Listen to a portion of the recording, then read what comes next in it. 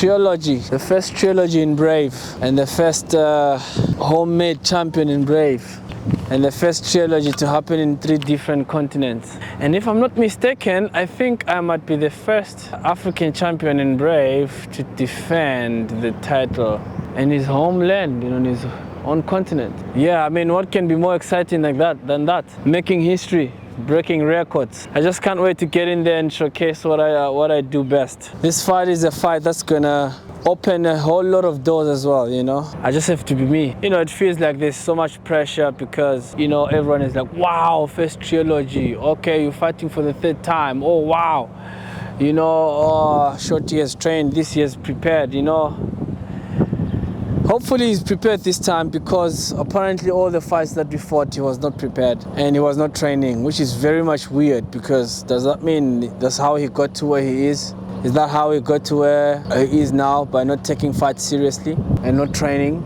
Firstly, we fight the first fight and it was a close one. It was a split decision. Are you telling me that you get to a split decision and know that, okay, you go back home and then you know that there's a second fight that's gonna happen?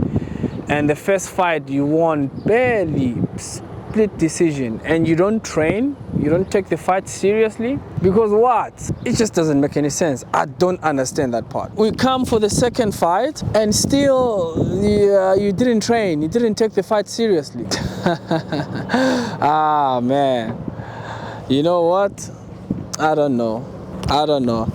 And you know what I think? Honestly, I'm not getting the respect that I'm supposed to be getting, but it's all cool. I'm not faced by that, but the time is coming where I will really get the respect that I deserve, and it will be the right time and the right moment. But for now, definitely, I know for sure I'm not getting the respect that I deserve. From the first fight when we fought, it was all shorty. Oh, how wonderful he was able to win that fight. The fighting IQ that he has, that he was able to adjust and win the fight.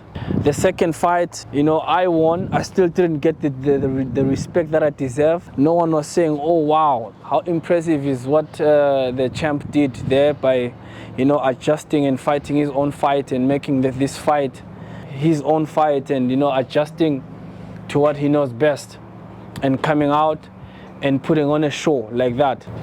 The best thing being making sure to quit. You understand?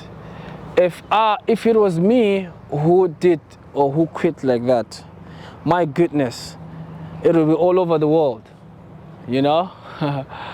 But just because it was shorty, because they love shorty, I know for sure Brave loves shorty. Shorty is like their favorite little kid in there, and they do want him to prosper, they do want him to shine, and I guess that's one of the best things that Shorty has, or that's one of his grace that he has, that I don't know, wherever he goes, they just want him to prosper, and succeed. So, and maybe that's why he got to get to where he is. But it is what it is. I'm gonna work my way up, and that's what I'm doing.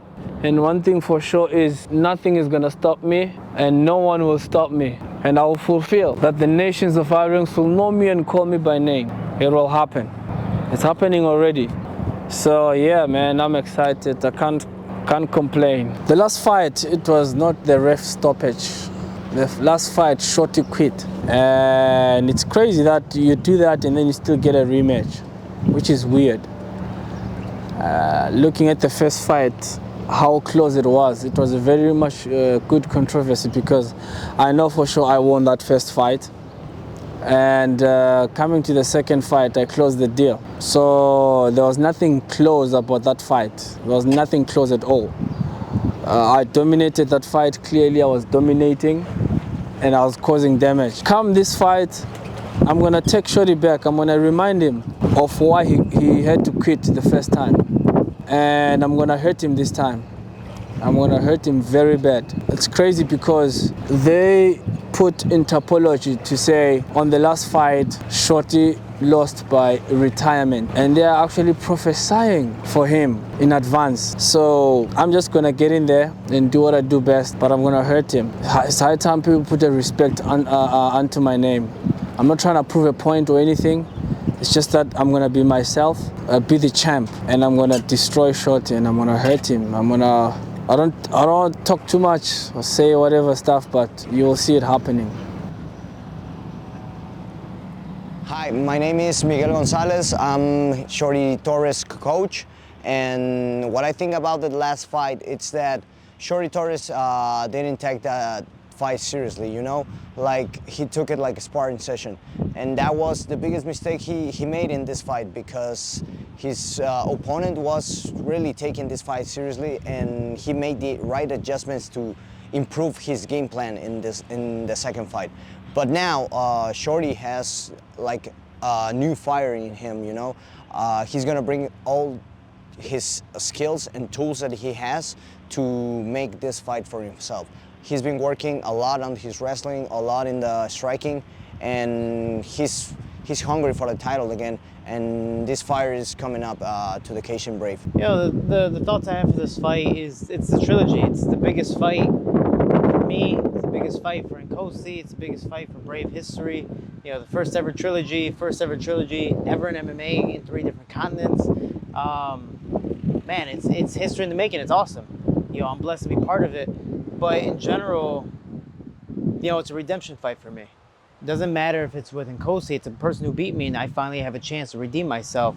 And not just redeem myself because I lost, but I lost at my worst. I was very egotistical, very cocky, very arrogant in the fight of, I could beat him, I'll be fine. And as the fight, I believe, was slowly starting to go my way, I got cut. And those are things that can happen in the fight, and especially now, with the cuts and scars that I have to remember for the rest of my life and that are still fresh from the last bout, I haven't fully healed, they can easily open up again. So I have to be ready, I have to be on my toes, on my game, because if not, he's gonna walk away with another victory.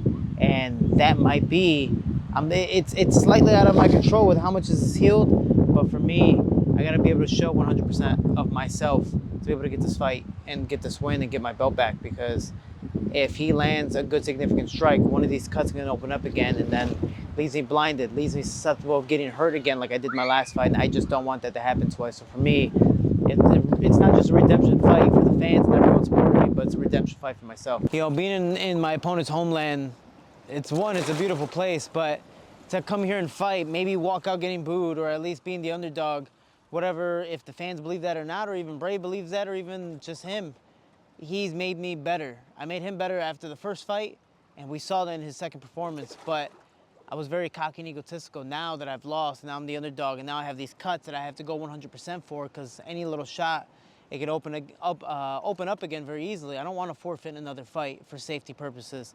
I want to be able to go all out and lose because a man's better than me, and I'm going to show that I am the better man and give it my all. And if I'm not, at least I know that I fought a very worthy opponent in Nkosi and Ndebele, the first trilogy in Brave's history, and you're going to think about this in Brave 100, 200, 300, whatever number we get to next. This is the trilogy of all trilogies, and I'm super excited. First trilogy in 3 different continents, first trilogy for Brave, and the first trilogy that I'm going to win for myself and that I'm going to be on top.